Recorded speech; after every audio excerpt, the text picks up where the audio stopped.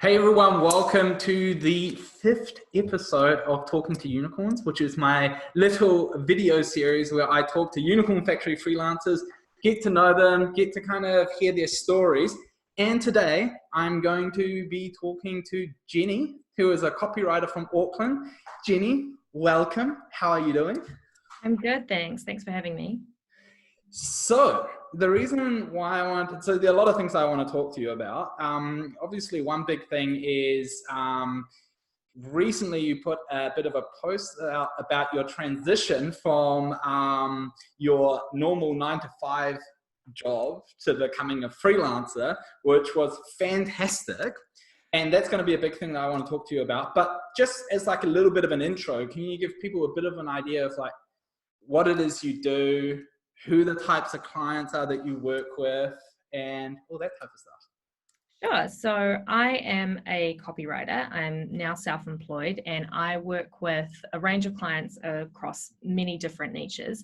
My biggest client at the moment is a software company that works with some of the biggest fitness influencers in the world. So I help some of these big names with their email marketing campaigns, their ad campaigns, their social media strategy, landing page copy, web content, that kind of thing. I also do work with smaller businesses as well, individual other freelancers and solopreneurs. A variety of different brands of all shapes and sizes.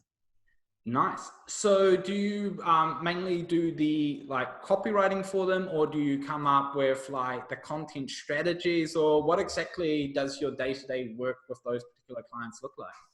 So I'm the only copywriter with this particular big company. So I'm in charge of the content strategy as well. They have a head of digital marketing, but predominantly for email marketing campaigns, and if they're having trouble with their social media campaigns, if they're not seeing the engagement they want or not having high enough click-through rates and that kind of thing, then I come in and sort of assess what they're doing and figure out areas that they could improve it. And because it's pretty much copywriting is about writing to sell things and building trust with customers. And social media, if you want to get results on that, it's the same thing. You have to build that trust and deliver value and get people to know and like you. So I kind of come in and help guide them and give them a few ideas and tips and strategies on how they might be able to improve that. So my day-to-day, usually I am working on some email campaign for the week across one of my clients, or outsourcing. I have a couple of other contractors who I outsource a lot of work to, who I usually get to do things like blog content now, because blogs take a really, really long time and I kind of don't have the time to do those myself. So I will delegate tasks at the beginning of the week, oversee them all, check them. Things like landing pages, web content, true copywriting where it's really about convincing someone to buy. I usually do all that myself, just because I know the client, I know the industry, I know the market. So I kind of feel like I've kind of got that, that area down. So pretty much every day I'm working on building content for some website or some email campaign or creating ads for some client. Awesome.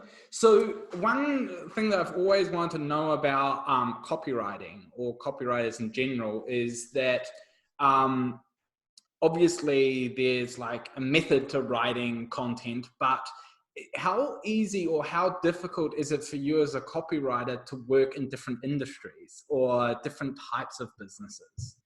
It is challenging. But I enjoy the challenge. The reason I decided to go freelance and work for myself was because I was quite bored just being stuck within one industry. And even though you get really good at that one thing and you know what works and you can crank things out really quickly, it's not very fulfilling. I find the challenge of researching a new client, researching their industry, their market, testing things, trying new things and seeing what people respond to. I really, really like that. So, and it's all, you know, part of growing and developing your skills and getting better and becoming stronger and applying lessons you've learned from that industry into this one. And it's, yeah, I really enjoy the challenge of learning and trying new things, stepping outside my comfort zone. Cool. Well, let's go back to the beginning and kind of think of like how you got into becoming a copywriter. Like, yeah, how did you land that first client? Well, I was formerly a hairdresser, and I had actually been a hairdresser for about 7 years. I was very good at it. I won quite a few awards and built quite a successful career for myself, but it was never I never saw it as my forever job. It was always kind of like a stop along the way to what I thought would eventually actually be my career. And I'd always been a writer. And when I became very disillusioned with the industry in the last year that I was doing it, I really wanted to look at ways that I could create a career for myself as a writer, but I didn't want to go to university. Because I didn't want to waste another 3 years. I am very impatient. I wanted it to happen as soon as possible. Mm-hmm. So I started researching different ways that I could get into it and try and learn as much as I could. And I'm a big believer in learning on the job and learning by doing. So I found a ton of books that were highly recommended across on Goodreads for marketing, copywriting, as well as just building a career for yourself in any sort of industry. And I read all of those. I'm very studious, so I took heaps of notes, created drive folders with book summaries, listened to podcasts, audiobooks. I refer back to these summaries all the time as well. Mm-hmm. My partner owns his own business, so he was able to kind of push me in the right direction and give me a bit of confidence, because I didn't have a lot of confidence in myself. And obviously going from hairdressing to copywriting is a very big change. So I didn't even know if I was capable of it. When I tell people about it, like my clients at work, they'd often be like, oh, wow, that's a really big change. I could never do that. You know, how do you know that it's going to work out? So it was good having someone in my corner kind of cheering me on and letting me know that it was possible. I wrote a lot every single day. The only way you can get better at doing something is to do it. So every time I would read something or learn something new, I would immediately practice it. I cold call clients, reach out to businesses all the time, see if they would let me build my portfolio. I found it worked to reach out to small New Zealand businesses, because often they have a small budget for things like copywriting and content anyway. And they're more likely to, in my experience, help you because it helps them as well. And they kind of relate to you and your experience just starting out. So I'd offer my services for free, just in the interest of building a portfolio. And I landed my first actual client that way as well, which was pretty cool. I didn't expect that, but I guess in the book Influence, the Psychology of Persuasion, Cialdini talks about the principle of reciprocity and how if you give someone something, provide value, do something for them for free, they will be much more likely to give you something back in return, or which is a huge rule of copywriting. You know, if you give them heaps of value, then when you do actually ask for the sale, they're more likely to do what you say. So after I landed that first client, but shortly after that, I actually got my first actual copywriting job. So I'd started applying for jobs, and I wasn't hearing anything back, which I wasn't that surprised about, because the only work experience I had on my CV was hairdressing. So I know that recruiters with a pile of CVs in front of them would just be flicking through them, reading hairdressing and being like, why is a hairdresser applying for this job? And immediately discounting me as an option. So I actually left hairdressing off my CV entirely, because I thought that might be sabotaging me. And instead I focused on my skills and experience. So I have had a lot of questions about what that actually physically looks like. So, I had my personal blurb, my contact information, my list of skills. And then on the other side, I had projects that I'd worked on or things that I'd achieved within writing that I was proud of, places I'd been published, that kind of thing. that was it. And I got my first job interview that way. And when they got back to me, they asked me to provide a writing sample, as most places do when you apply for a job. And because I was applying for a copywriting job, I decided to give them 4 writing samples rather than 1, because I knew most people wouldn't bother to do that. And I provided 4 different samples and explained how I would split test them to see which was the winner. And they loved it, because that's pretty much what we do all day with that client. And I got my first job that way. And I'm very grateful to that company for taking a risk with me, because when they interviewed me, it was pretty clear that I didn't actually have a lot of actual, work experience, but they were really interested in my attitude and my actual physical work that I had provided for them. And they are now my biggest client as a freelancer. Amazing. What a great story. So a question I have is, how did that transition look like from being a hairdresser to starting copywriting? Did you kind of just say, okay, I'm fully committing, quit hairdressing, and then start there? Or did you start building up a bit of work on the side to kind of see if it would work for you?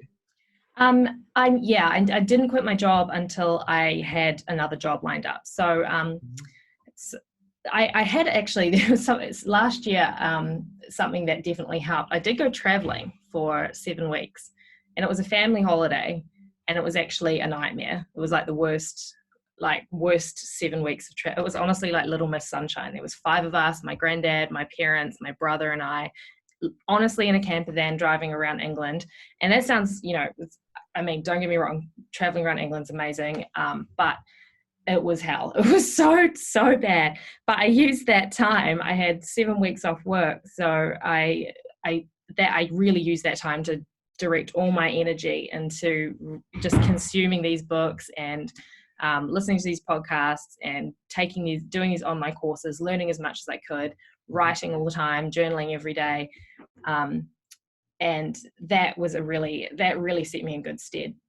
Prior to that trip, I had decided I wanted to take those steps, and I'd started learning and researching stuff on my own.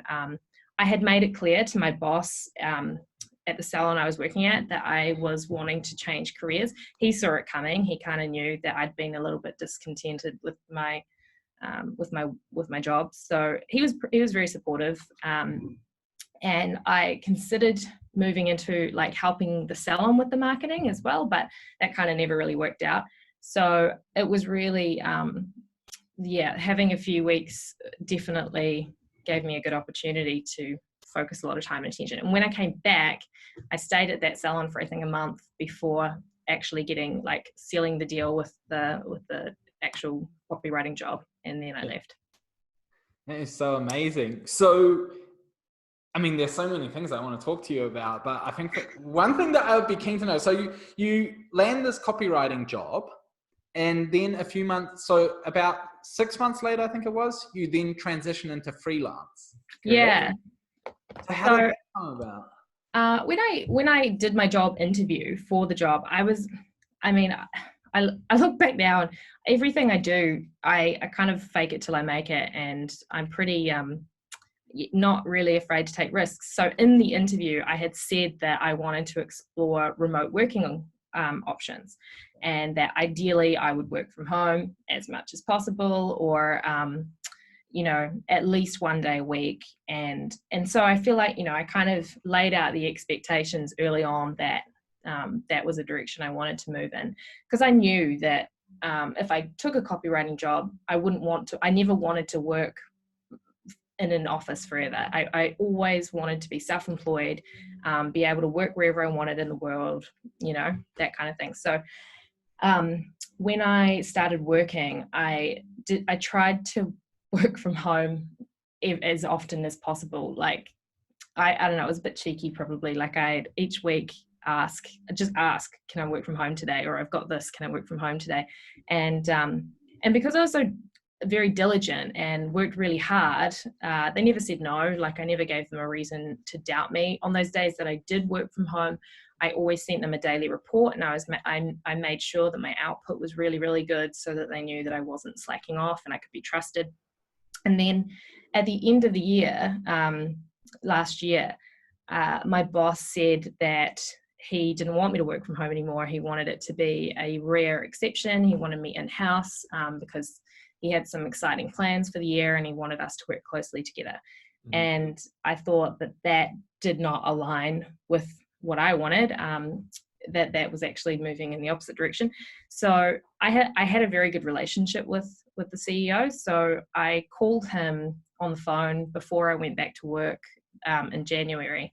And I was very transparent with him. And I said, I want to be honest with you that my ultimate goal is to work remotely 100% of the time. Is there any way that we can work together to make that happen?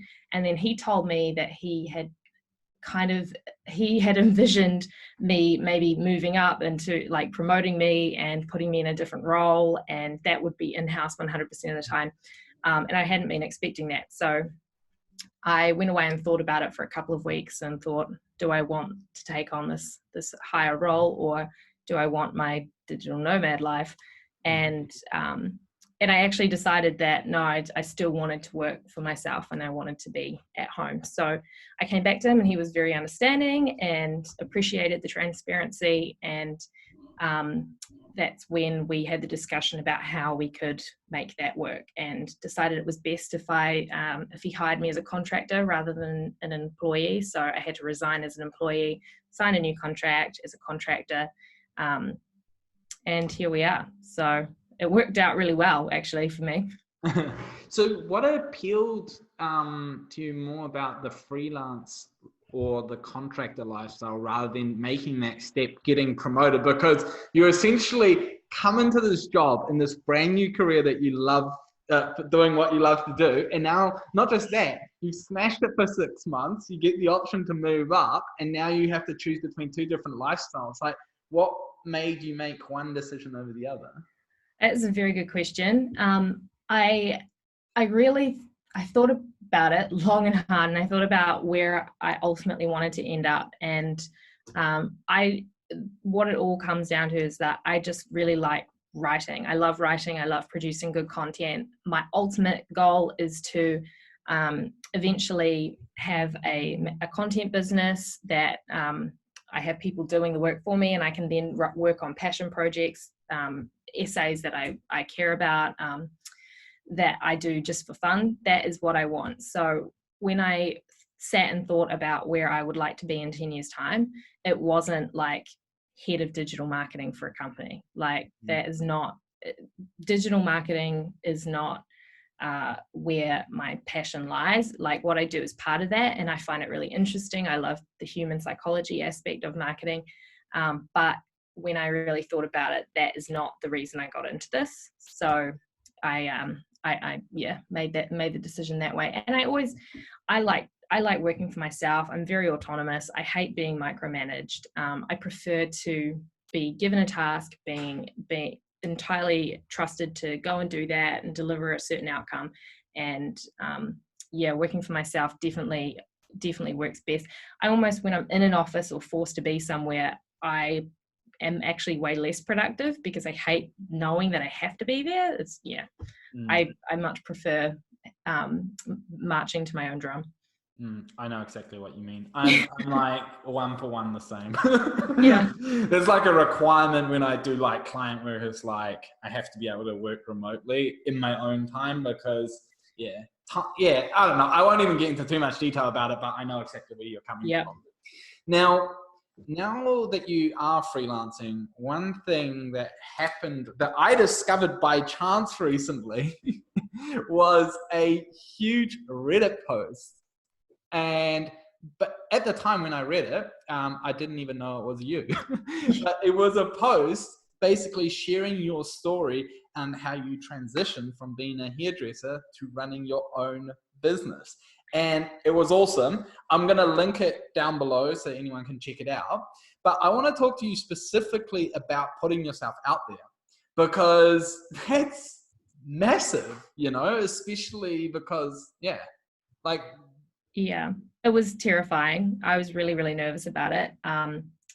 Funnily enough, obviously it had quite a positive reaction, which was really great, but I never used Reddit before. I used to use Reddit sometimes if I don't know, I wanted to know about some social media tool or something. I'd Google, social media tool Reddit to find out what people were saying about it. But I was never really active on Reddit myself. So I didn't even have enough karma to be able to post that thing in that group. I had to spend 2 days commenting on people's stuff just to build up enough karma so that I could actually post it. So it took a while, but I was very nervous about putting it out there because even though there is, it's fairly anonymous, I posted some links to my site on it, but because people are anonymous, I was quite nervous that, I don't know, I might get torn to shreds because the kind of people who read stuff in like the entrepreneur group and things like that are obviously running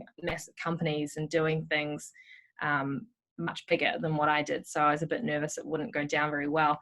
But I kept thinking that when I started out, there was nothing out there that looked like my journey. I had no point of reference to go on for how I should start and what I should do. And I would have loved to have heard a story like that, one that didn't involve going to university or, just moving from one completely different career to another. There's nothing else like that. So I reassured myself that actually it is many people would find it a really interesting story. And if they didn't, at least it'd get downvoted and that would be that, I hoped that there would be nothing ultimately bad to come from sharing my experience. And it was almost like testing the waters to see if anybody cared, like whether or not I should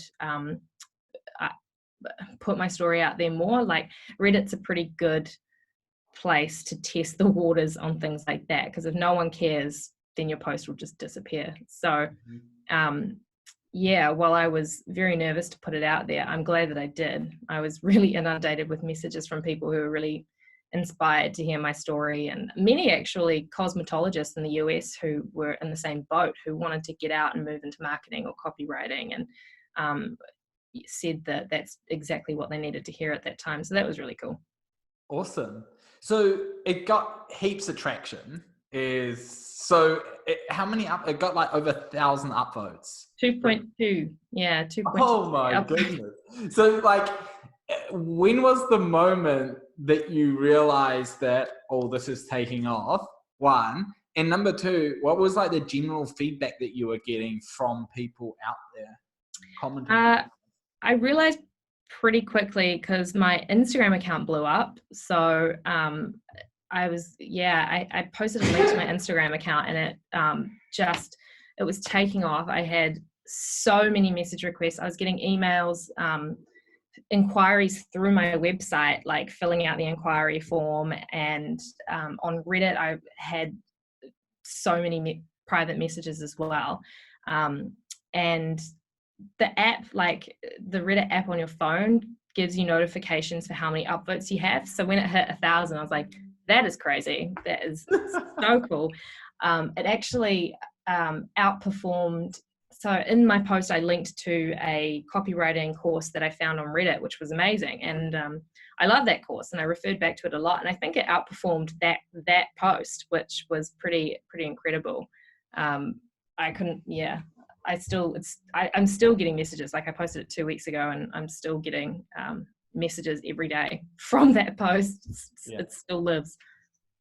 That is amazing. And so and so feedback wise, you had a lot of people just asking you for advice on how they can transition?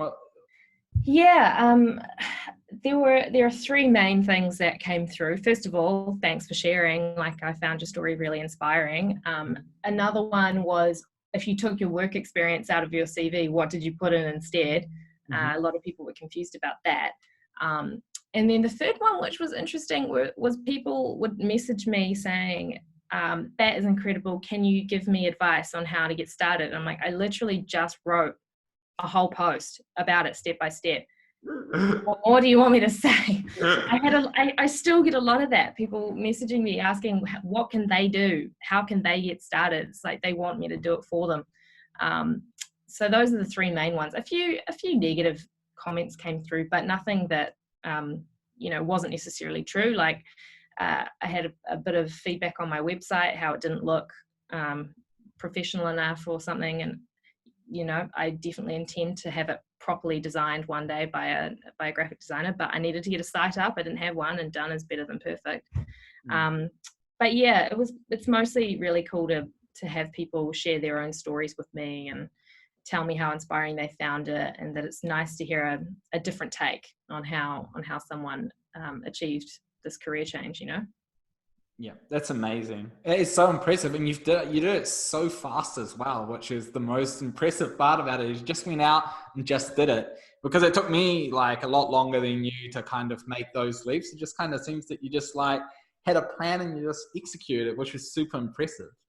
Now, I have this really weird brain. I don't know. I just I don't know. I get very laser focused when I want to do so. I did the same thing with hairdressing. When I started hairdressing, I wanted to be the best hairdresser. So I did everything I had to do to win. I wanted to win that competition. So I'd do everything I had to get there. So yeah.